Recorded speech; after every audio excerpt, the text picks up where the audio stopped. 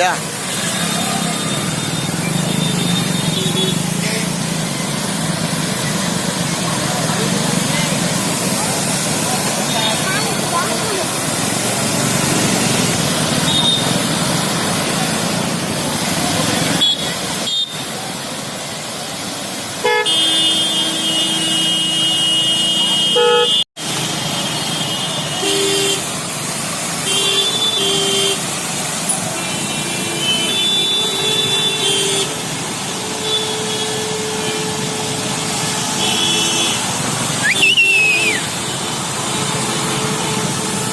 माझं नाव संदीप चांगदेव पाटील।